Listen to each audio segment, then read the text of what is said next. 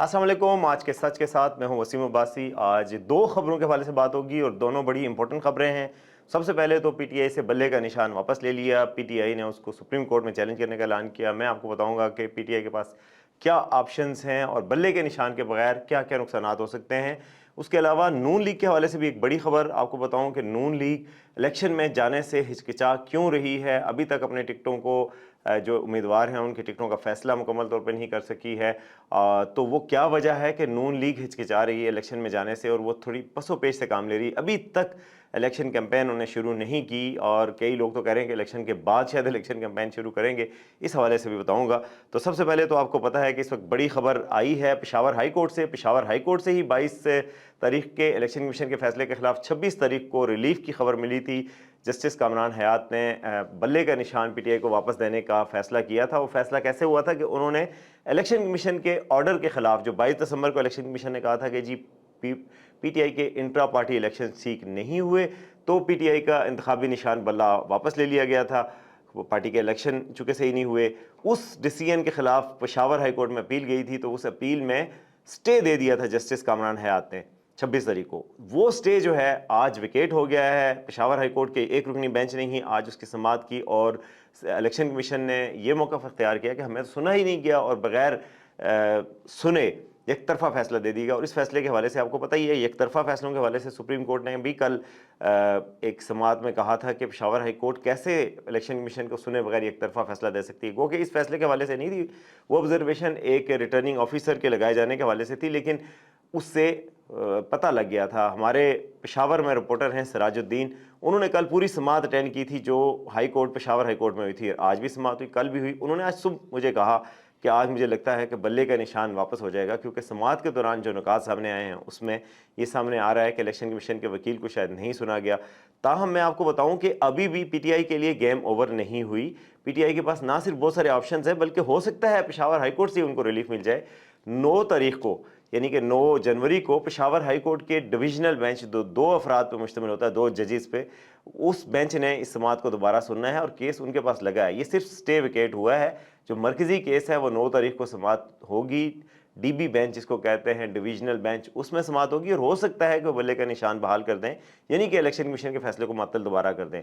ताहम जो पीटीआई के चेयरमैन हैं बैरिस्टर गोहर, उन्होंने अभी थोड़ी देर पहले खिताब किया है लोगों से, मीडिया से, और उन्होंने कहा है कि जी हम तो सुप्रीम कोर्ट जाएंगे। उन्होंने कहा कि सुप्रीम कोर्ट से हमें रिलीफ की तवक्को है। ताहम पीटीआई की स्ट्रेटजी क्या है, पीटीआई की स्ट्रेटजी बैरिस्टर गोहर ने भी कुछ बताई। उन्होंने कहा कि अगर हमें नहीं भी बल्ले का निशान दिया जाता तो हम सुप्रीम कोर्ट से एक तो कहेंगे कोई और निशान दे दें, दूसरा ये है कि हम बगैर बल्ले के निशान के भी हम चले जाएंगे, क्योंकि हम पॉपुलर जमात हैं और मुखालिफ जमातें घबराई हुई हैं।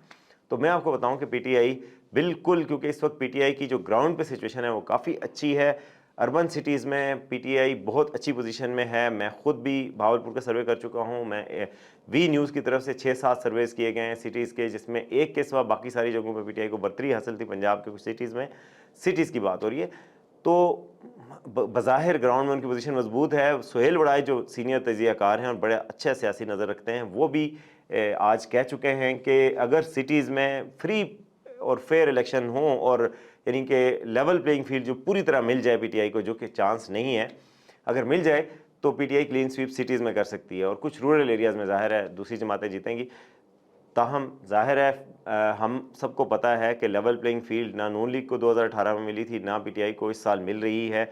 अभी तक भी काफ़ी चीज़ें हो चुकी हैं और काफ़ी शिकायत आ चुकी हैं, और लेकिन पीटीआई ने एक स्ट्रेटजी बनाई हुई है। पीटीआई की स्ट्रेटजी 3 प्रोंग है। पहली तो यह है कि सुप्रीम कोर्ट में अपील की जाएगी और अपील में ही उनको इम्कान है कि उनको बल्ले का निशान वापस मिल जाएगा। अगर बल्ले का निशान सुप्रीम कोर्ट से वापस नहीं मिलता तो फिर वो कोशिश करेंगे कि किसी और जमात के साथ इत्तेहाद कर लें, किसी छोटी जमात के साथ इत्तेहाद कर लें और छोटी जमात से उनका निशान मुस्तार लेकर इलेक्शन में जाएं। क्योंकि अगर इलेक्शन में छोटी जमात का इंतखाबी निशान लेकर नहीं जाते या कोई निशान लेकर नहीं जाती, तो एक पार्टी के तौर पे पीटीआई का कोई इलेक्शन में एग्जिस्टेंस नहीं होगी, ना कोई बैलेट पेपर पर इनका निशान होगा, बल्कि जो इनके उम्मीदवार हैं वो आज़ाद उम्मीदवार कंसिडर किए जाएंगे। और आज़ाद उम्मीदवार का ये होता है कि आज़ाद उम्मीदवार का कोई भी इंतखाबी निशान हो सकता है। किसी का निशान कलम होगा, किसी का दवात होगा, किसी का पंखा होगा, किसी का छतरी होगा, किसी का पेंसिल होगा। तो उससे कन्फ्यूजन पैदा होती है और लोगों को पता नहीं होता कि हमारी जमात का कौन सा निशान है, क्योंकि ज़ाहिर है सोशल मीडिया से جلسوں سے، قومی کیمپین سے تو الگ سا میسج جاتا ہے نا کہ جی بلے کے نشان کو یاد رکھیں، شیر کے نشان کو یاد رکھیں، تیر کے نشان کو یاد رکھیں. جماعتیں اس طرح پروپیگیٹ کرتی ہیں تو ان کی جماعت کیسے کر سکے گی کہ ایک نشان تو ہے نہیں. اس وجہ سے وہ کوشش کریں گے کہ یہ نشان نہیں تو کسی دوسری جماعت کا نشان لے لیا جائے. اور تیسرا ظاہر ہے الیکشن کے بائیکاٹ کا بھی آپشن ہے، لیکن میرا نہیں خیال کہ بائیکاٹ کے حوالے سے کوئی ان کی اسٹریٹجی ہے. ان کی اسٹریٹجی یہی ہے کہ پہلے تو ہائی کورٹ میں اپیل کی جائے اور وہاں سے ریلیف لے جائے، نہیں تو سپریم کورٹ میں لیا جائے. دوسری چیز یعنی پہلی چیز ہائی کورٹ ہے، دوسری چیز سپریم کورٹ سے ریلیف لینے کی کوشش کی جائے، اور تیسری چیز ان کی ہے کہ وہ کسی ایک جماعت کے ساتھ اتحاد کر لیں گے، چھوٹی جماعت سے، جیسے کہ شیخ رشید صاحب کی جماعت ہے، جیسے کہ جمشید دستی کی بھی اپنی ایک جماعت ہے. کوئی جمشید دستی صاحب تو پتہ نہیں اب الیکشن لڑیں گے کہ نہیں لڑیں گے، ان کے کاغذات نامزدگی مسترد ہو گئے، لیکن ان کی جماعت رجسٹرڈ ہے اور اس کی جماعت کے ساتھ ہی وہ لڑ سکتے ہیں تاکہ یونیفائڈ سمبل ہو.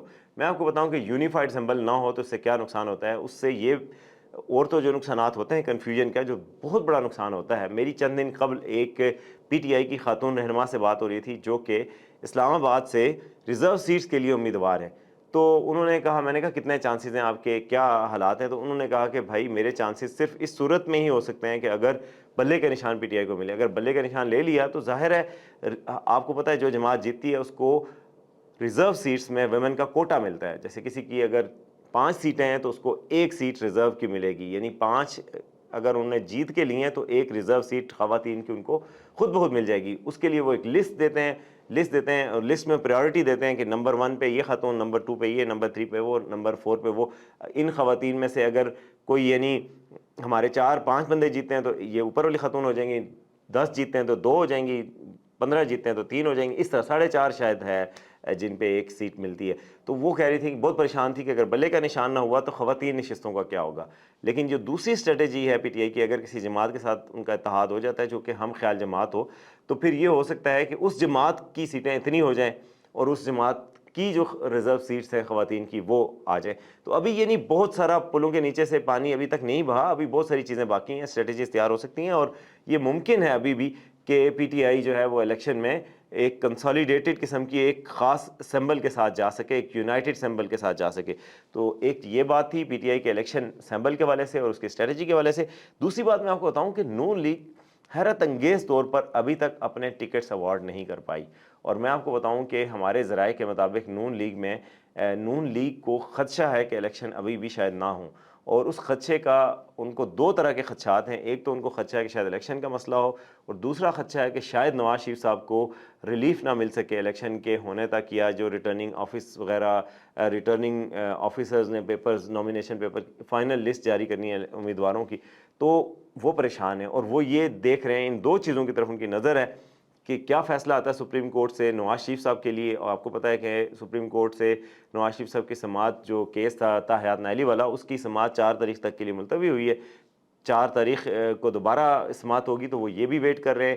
ابھی تک کوئی کیمپین شروع نہیں ہوئی، اور سو مچ سو کہ آج عبداللہ طارق سہیل ہیں، بہت ہی اچھا لکھتے ہیں، میرے بڑے فیوریٹ کالمسٹ ہیں، اور انہوں نے آج لکھا ہوا کہ نواز شریف صاحب نے فیصلہ کیا ہے کہ الیکشن کے فوراً بعد انتخابی مہم شروع کر دیں گے.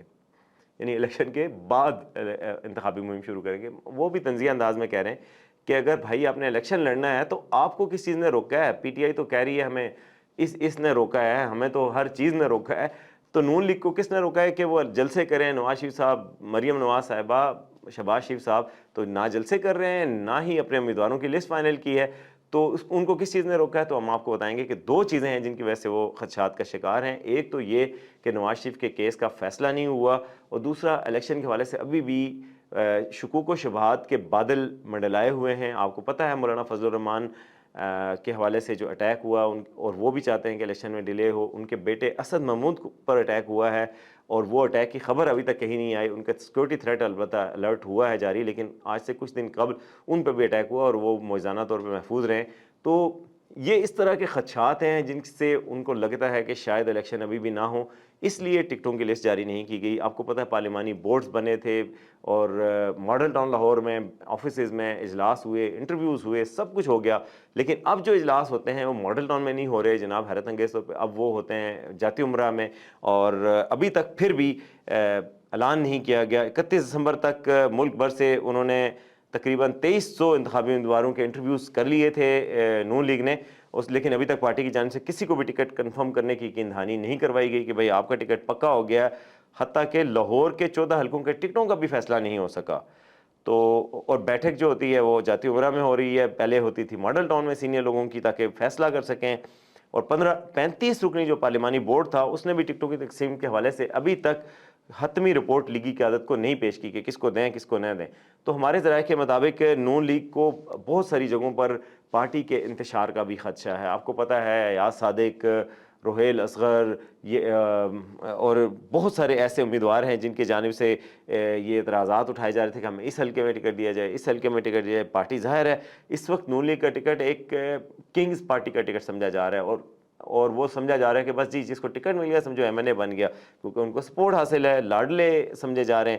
لیکن اس کے باوجود پارٹی ٹکٹوں کا فیصلہ اس لیے نہیں کر پا رہی کہ وہ چاہ رہی ہے کہ اگر الیکشن ہی نہیں ہونے اور ٹکٹوں کو اناؤنس کر دیں آج، تو پارٹی کی جو تقسیم ہوگی اس کا کس کو فائدہ ہوگا؟ کسی کو بھی فائدہ نہیں ہوگا۔ اس لیے وہ چاہ رہے ہیں کہ ان کو ٹائم مزید بائے کر لیں، اور ابھی جب تک ٹائم ہے، کوئی 13 تاریخ تک ٹائم ہے جب کہ ٹکٹ الاٹ ہوں گے اور حتمی فہرست جاری ہوگی، تو وہ چاہ رہے ہیں کہ جب تک کا ٹائم بائے کریں اور الیکشن کا بھی ہورائزن کلیئر ہو جائے تب جا کے ہم کریں، تاکہ کسی کو ناراض بھی کرنا پڑے تو آخری تھوڑے دن رہ جائیں۔ ادروائز ابھی سے جو ناراض امیدوار ہوگا وہ اپنی کنونسنگ شروع کر دے گا، اپنے کاغذ جمع کروائے گا، واپس نہیں لے گا نامینیشن پیپر، اور پارٹی کے لیے مشکلات پیدا کر سکتا ہے۔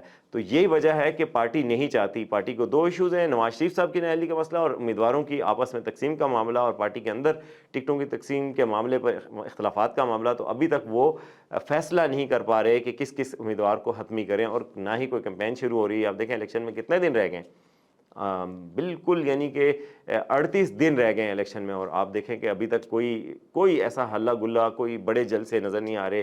نواز شریف صاحب کا کہیں خطاب نظر نہیں آ رہا، شاید شہباز شریف صاحب نے کچھ دن قبل جلسہ کیا تھا، لیکن باقی جلسے نہیں ہو رہے، تو لگ نہیں رہا کہ انتخاب کا کوئی ماحول بنا ہو، اور میں نے آپ کو بتایا کہ اس کی وجوہات کیا ہے۔ تو یہی اب تک کے لیے اتنا ہی۔ کل میں مزید 2 خبروں کے ساتھ آپ کے پاس حاضر ہوں گا، دیکھتے رہیے آج کا سچ۔